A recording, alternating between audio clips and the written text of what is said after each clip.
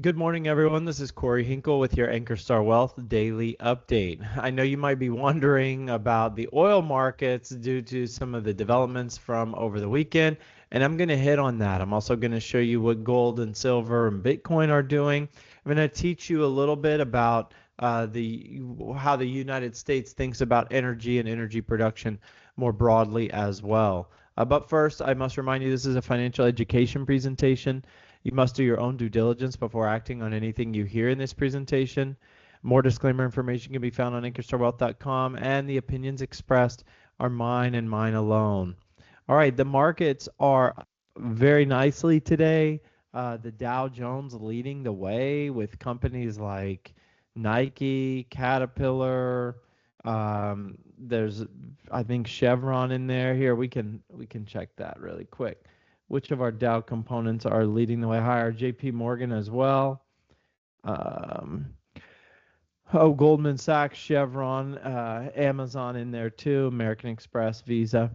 So the Dow Jones leading things higher. Important to note, the S&P 500 is not back at an all-time high. So we don't have any new all-time highs in 2026, but the S&P 500 is less than 1% from an all-time high.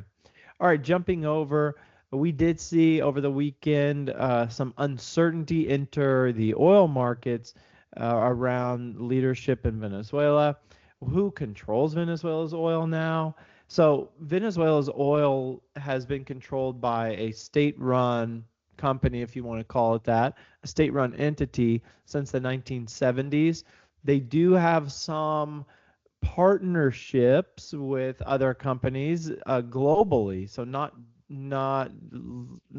specific to one country or something, but one is Chevron, one of the companies that works with and alongside the state-run company is Chevron, and they are well positioned as a they are well positioned in the event that sanctions ease and that a government is put in place that is more open to outside investment and development and things like that.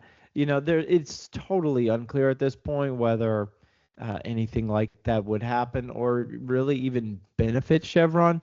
You are seeing Chevron move higher today, but it's more so a knee-jerk reaction, kind of a speculative investment action.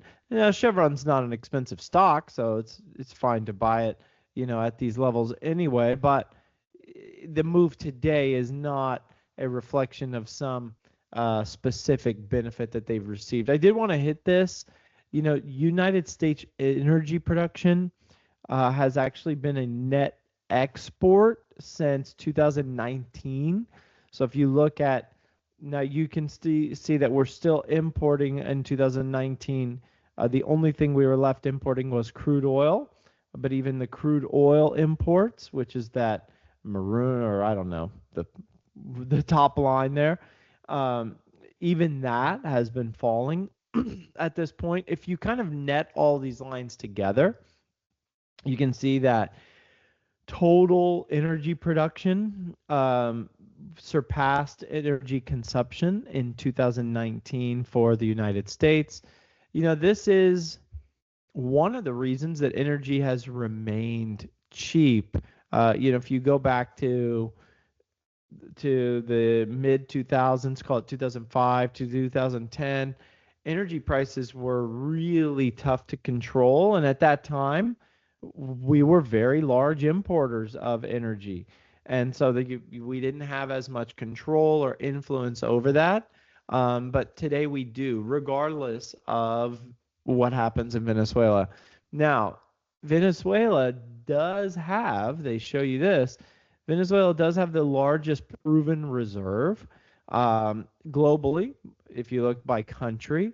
And as a result of that, if Venezuela does have a more stable political environment, again, it's unclear that that is or will happen. But if in the event that that does ever happen, you could see, I don't know about downward pressure, but you could see very modest, if any, inflation related to energy prices for the foreseeable future, really. Now, globally, we are still expected to run out of oil in the next 100 years. I mean, it depends on, the trend of use, but uh, these are not infinite reserves, and we use a lot of oil globally daily. So Venezuela does have a large reserve, though, and in the event that they do establish a more stable political environment, you could see some of these reserves start to make it into the global supply, and that could be good for the globe.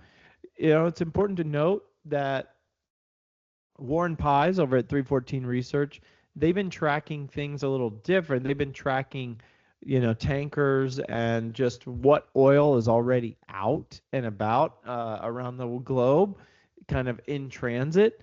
And they see downward pressure through the first half of 2025, I'm sorry, 2026, just as is, regardless of anything that happens in Venezuela.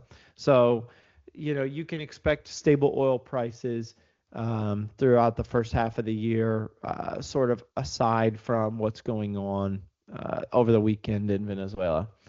Important to note here, platinum, silver, copper, palladium, gold, all up pretty pretty nicely as a result of this.